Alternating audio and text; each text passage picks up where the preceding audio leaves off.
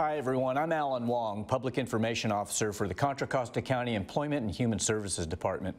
Welcome to a forum of candidates running for 2 seats on the Lafayette City Council. Today's forum is sponsored by the Contra Costa Elections Division, Contra Costa Television, the League of Women Voters of Diablo Valley, and the League of Women Voters of West Contra Costa County. We're recording this discussion in the studios of Contra Costa Television. Today's candidates are Dave Smith, Susan Candell, Ivor Sampson, Teresa Geringer, and Karen Maggio. We drew lots before the show to determine the speaking order, so we'll begin with Dave Smith. And Dave, if you're elected, what will your priority be for Lafayette? So my #1 priority is engaging many of our residents. I feel like many of our residents are not as active in helping to determine what does the future of Lafayette look like. I feel like we need to increase public engagement and actually bring people together to define what is the Lafayette that we want in 20 years. It's been 16 years since we've revisited our general plan, and that process started 26 years ago. It's time to be able to get a lot of our residents together to say, where do we want Lafayette to go? And then how do we roll up our sleeves and actually solve these problems together? Neighbors working with neighbors is what ultimately is going to help build democracy, and I'm excited to be able to do that right here in Lafayette. Susan, what would your priority be? My priority, I'm an engineer by education and profession. I take deep dives into environmental impact reports. I read traffic studies. I've written over 20 technical letters to the city over the last couple of years about various projects around the city. I'm really concerned with protecting our residents in terms of health and safety and traffic impacts. So I really want to continue my technical support on council and really try to help us understand the implications of a lot of the projects coming through. Ivor Sampson, your priority if you're elected? I think I'd like to more assertively protect the city's legal interests in a number of challenging areas that we have facing the city, including development as well as the state encroaching on local land use control. I think we need to be able to manage growth in light of those constraints and in light of our challenged infrastructure. I think we need to restore meaningful dialogue between the city and the schools. I think we need to work further to increase transparency in our government so that people feel that they can be engaged in a process which is credible and meaningful. Thank you. Teresa Geringer, what would your priority be if you're elected? Well, as a 19-year member of the Lafayette School District Governing Board and current president, a focus is strengthening that public school city partnership to make sure that we're addressing and looking at how all of the decisions that the city makes relative to development, traffic, safety actually takes into account what the impact is on the schools. We have done a lot of that already as the city schools partnership. I've served on task force and commissions to do that, and I look forward to continuing to find ways that we can partner to save resources and to manage traffic and the other challenges or issues that we have going on in the community. Karen Maggio? Well, I have a background in planning and sustainability. I served 10 years on the Planning Commission for Lafayette and a number of other task forces. My concern for Lafayette is we really work on protecting the quality of life that we currently have.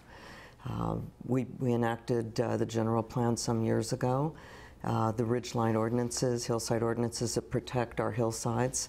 And they stand testament to that community work that is so successful that we're good at doing in Lafayette, bringing everyone together to do those things, and we can again. I really want to preserve and enhance sustainability and beauty of the city of Lafayette. Susan Candell, what's more important for the city right now, building new homes and expanding commercial space, or rehabbing and better utilizing the existing homes and storefronts? I think that the housing and retail climates have fundamentally changed, especially in the last couple of years. A lot of the new state laws are directed right at a town just like us because of our BART station. And so I think housing is, we're going to have to accept housing one way or the other. But there's a lot of different options on the types of housing we can choose, and we can be proactive in developing the right kind of housing in the right places, as long as we cooperate with each other, talk to the residents, and we open up our downtown specific plan again and be proactive. You know, we have to understand and acknowledge that the climates for housing and retail have changed. So let's look forward and create the new Lafayette. Ivor, what's more important, building new homes and commercial space, or just maintaining what you guys have and making it better? I don't really think that's the question. I think the question to me is, how do you utilize and adapt to a changing housing environment? You asked it in two different parts. One, I think with the change in housing laws and the state moving in and taking over local land use control, to the extent we can, we have to be proactive and recognize that there is a housing demand and it needs to be met, and we can do it more proactively and better than the city. The second point, with respect to rehabilitating or remodeling existing homes, creates fundamental problems because there tends to be a gentrification. The market price goes up. It changes the dynamics in some of our older communities, not always for the better. So what do you do? I guess I believe in the market, and I think we just simply have to recognize people have a right to do what they want with their property within the constraints of zoning, and it is going to change some of our older downtown neighborhoods. Teresa, how do you adjust to all this growth? So I think that we as a city in many ways have been looking at and looking to the future on how to respond to the state laws that are coming down, the housing requirements that have been placed on us for a number of years. We've done affordable housing developments in the downtown area, specifically for senior citizens, and some market rate and some affordable, some low-income housing. I think that the housing that is going on around the BART properties at the city's guidance and direction, not from the state or from BART getting to do that, has been a partnership that is working. It's putting housing and that development where it needs to be, close to that access to transportation, and that's continuing out along Mount Diablo Boulevard. And I think that we've done that in a very proactive and in a very good way. I am looking forward to continuing to work with the council on looking at how we keep our retail spaces in the downtown area, the economic vitality there. We have a number of vacant locations, and I think we have opportunities to work with the small business owners and others to continue to improve that economic vitality while addressing and responding proactively and on a local level to the housing demands that are coming. Sharon? Well, first of all, retail is changing, and our current ordinances don't really address the type of retail that we're going to be seeing downtown. Many people now are shopping online. They're not going to stores to purchase items. So we have to look at retail and services in our downtown that we didn't traditionally welcome in that particular district. I think we have to change with the times, and we have to provide our citizens now and future generations with the right zoning for the right services downtown that they need. We also have a lot of opportunity with infill, and when we were working on the general plan, we fully intended to increase the density downtown while protecting our hillsides, which is very important. Along with that, though, you have to also consider congestion, traffic, parking. Every time you change one thing, it affects another. So we have to look at it as a whole ecosystem. Well, now that BART has been given the power to develop high-density housing on its property, Ivor, do you support BART having a project in Lafayette? Well, I wasn't aware, number one, that the governor had signed the bill yet, and number two, no, I oppose 2923. I think it is usurping local land use control. I'm a regular BART commuter. I think once BART gets the trains running properly, if that ever happens, then they can look to developing property. But I really do not like the idea of a public agency that's a transportation agency going beyond its legislative powers to usurp local land control. So unilaterally, uniformly against it. Teresa, do you support a BART project in Lafayette? So two questions, right? I don't support AB 2923. Okay. I think that I addressed in the last conversation that we actually in Lafayette have been working to build transit-oriented development around the BART station without BART being the one having the control over that. Our planning department, our city council, and our local ordinances and zoning have governed that. And Ivor's correct, the governor hasn't, to my knowledge, unless he's signing it as we're sitting in here, has not signed AB 2923. By the time this airs, my encouragement of last night to have everyone contact the governor to veto that, because it is a power grab from the cities for BART, and I actually think that it will be constitutionally challenged going forward. So adamantly opposed, but in support of thoughtfully and strategically building transit-oriented development so that we utilize that BART station in our community to build strategically and in a proper way. Yeah, and Dave, sorry I skipped you, but do you support a BART project in Lafayette? I also agree in the fact that I think local control is critically important from a perspective of the residents that live in Lafayette should be helping to design what the look and feel and future of Lafayette looks like. Ultimately, if this is signed by the governor and moving forward, I think what it also does is it creates a couple opportunities. One is if we get together as a community to really define what the Lafayette is that we want in 20 years, we can use that to then actually sit down at the table with BART and talk about, are there opportunities here where we may be able to understand what's the best way to capitalize off of the property that they own, and perhaps even with some sort of either density exchanges or even property exchanges, be able to preserve more of our natural environment while making sure that if we do add density, and we need to add density, and we agree to add density in our community, that we do it where we have the infrastructure to support it. If you put hundreds of homes in a place that require 2 cars per household versus you put it in a place where you may not require any cars per household, you're going to have a lot of you're going to have fewer externalities that will ultimately harm the broader quality of life of our community. Karen, a BART project? Well, being someone that rides BART every day for the last 7 years, I can tell you that I really think that the authority for planning needs to stay with the city of Lafayette. BART really needs to concentrate on its core business. With that said, we can build more housing. We have built quite a bit of housing in Lafayette in the last 5 to 6 years, and I'm very proud of that amount of housing that we have completed. We have some more projects about to break ground very soon. And again, I think what we want to do is concentrate downtown, do more infill projects, and really keep the authority in Lafayette. Do you support zoning apartments and condos in or near commercial districts and major roads?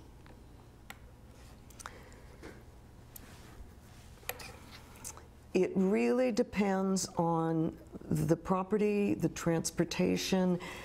I think I'd have to, as a planner, see what the location was to really evaluate what that particular use is appropriate or not, and what the zoning is that would go into that. It'd be hard for me to say I support it or I don't support it unless I saw the situation. How about you, Dave?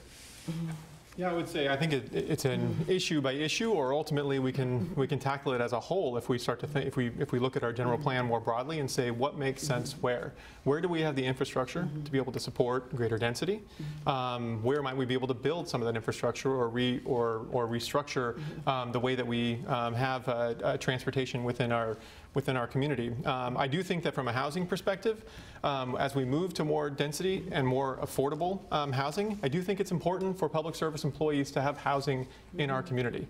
First responders, teachers, nurses, these are critical people who are part of our community on a daily basis. They shouldn't have to commute hours in traffic to be able to be those critical members of our community. And so I do support that. I do support affordable and moderate income housing from that perspective. And I also support the idea of us actually thinking more creatively about our transportation issues. I proposed something called the La Miranda Jitney, which is right now it's completely impossible to drop your child off at school and actually make it to BART and find a parking spot. If we could be putting our kids on buses and then right behind that in a van or a bus have our parents be able to sit sit in there, pop up a laptop, get to BART on time, and be able to get to downtown San Francisco. It's a creative way to be able to take hundreds of cars off of the road.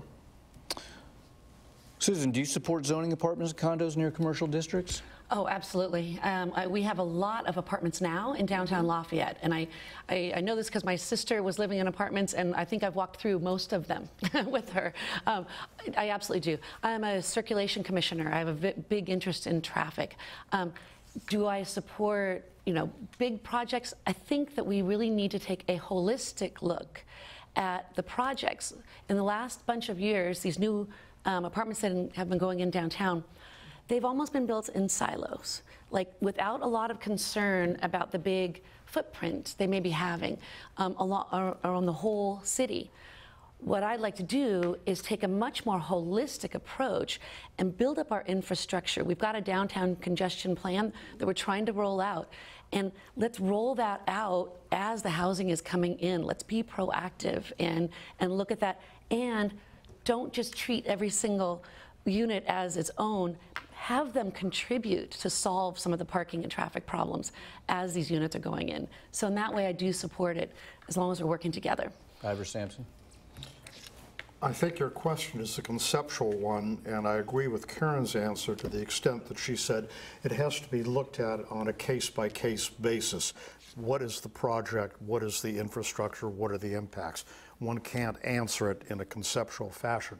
However, I think we do need to take another look at updating our downtown-specific plan.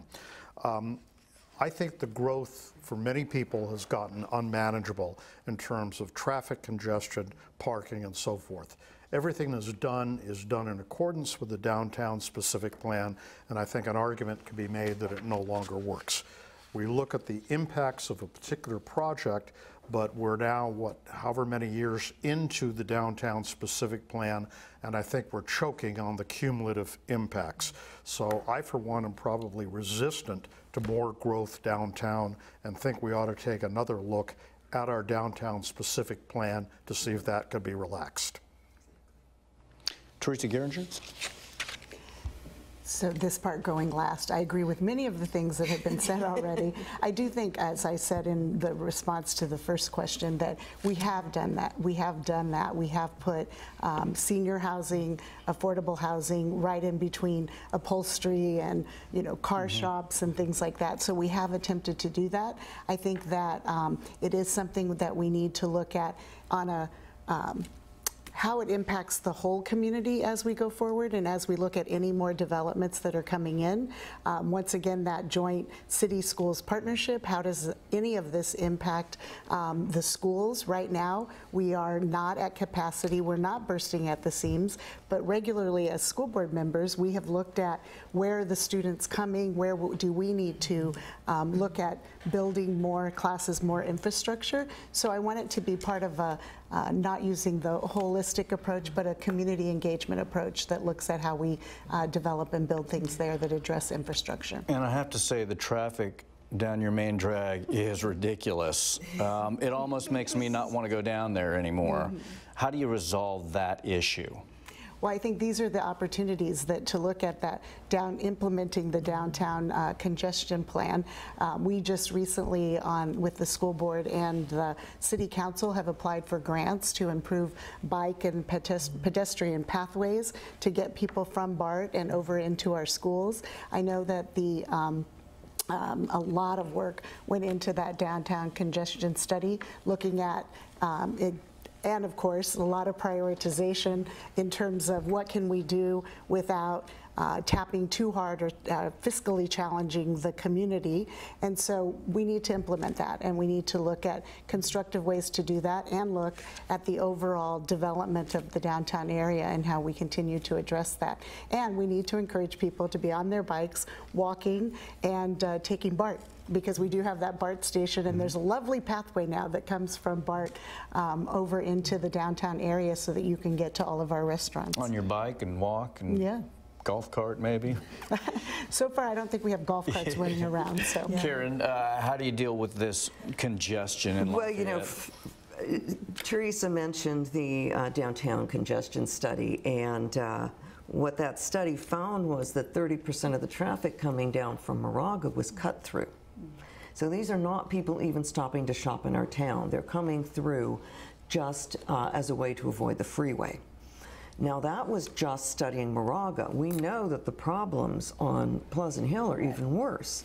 So I would employ the same technology, and we're also using it at the Presidio Trust right now, to determine the source of that traffic and try and mitigate it far before it even hits our town. This is a regional issue, and I know Teresa's mentioned that before. It starts probably as far out as Antioch and beyond, and that's where we have to work at. First, let's find a way to get rid of all of that cut-through traffic that's clogging these arterials for our town, so that we have a little breathing room to figure out how to solve our own internal traffic issues. Dave, how do you deal with the congestion?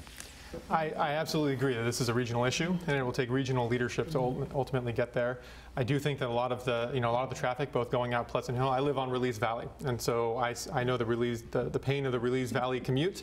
I know the pain of the Pleasant Hill commute, and I know that a lot of that is cut through traffic. And when we say we don't want growth necessarily within our city boundaries, but it happens right outside, that's still going to affect the infrastructure within within our community. Some of this is also technology related. When Google bought Waze and Google Maps suddenly starts sending people through Release Valley, up Deer Hill, down Moraga Road, these are all places where it's important for us to be thinking about what is the multi-sector partnership, the partnership with private sector and technology companies that we can be thinking about. And then one of the other ones is, I would say, to be forward-looking and to be thinking about what does the future of transportation look like. A combination of how many people are moving to shared ride services, and ultimately what self-driving cars are going to do to our communities. How do we actually create more of a pedestrian-friendly downtown that allows for drop-off spots that don't require people to come right through the corridor, clog everything up when all they're doing is trying to drop somebody off? Let me let Susan and Ivor answer this quickly, starting with Susan. Thank you. So as a circulation commissioner, we are starting to roll out the downtown congestion actual programs. The first one, we're going to get another dedicated turn lane on Mount Diablo to help those people coming from Moraga get through, which will help Lafayette Elementary and Stanley Middle School. The synchronization and new lights on Deer Hill are going to be rolling out, and we're going to synchronize the lights down Mount Diablo Boulevard. I cannot wait. I'm hoping to get more grants coming in. We can get those even faster. But traffic is terrible. The regional problems on Release Valley Road are significant. I really think that we take advantage of our new regional partnership and work with Pleasant Hill and come up with a very good dedicated program to solve the traffic on Pleasant Hill Road for both Pleasant Hill and Lafayette. Ivor?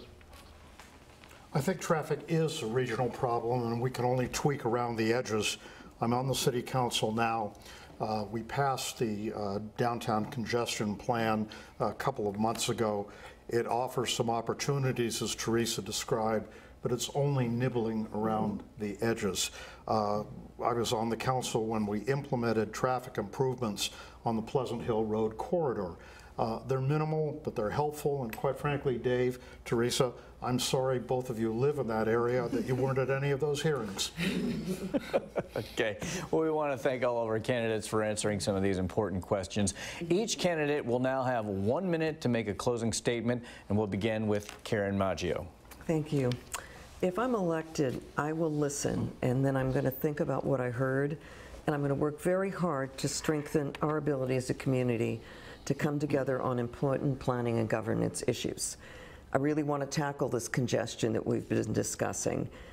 Again, I want to preserve beauty and enhance sustainability in our community, continue to champion our open hillsides, to fight to maintain for local authority over our city planning, and to model the ethical leadership that our community expects and deserves. Thank you. All right, thank you very much. And our next, Dave Smith. So I'm Dave Smith, and I'm running for Lafayette City Council. I'm a dad, I'm a CEO, and I'm an organizer. And I'm running to help fulfill the promise of Lafayette by engaging our residents in actually being active parts of the solution and getting neighbors working with neighbors to solve problems together. I have 15 years of experience in the public, private, and nonprofit sectors. From running Mobilize.org to the National Conference on Citizenship to the Presidio Institute, I'm an experienced problem solver. I bring a fresh perspective to Lafayette, and I believe that government is what we choose to do together. So let's envision a collective future. Let's fulfill the promise of Lafayette by bringing our residents together, envisioning where we want to go, rolling up our sleeves and being part of that solution.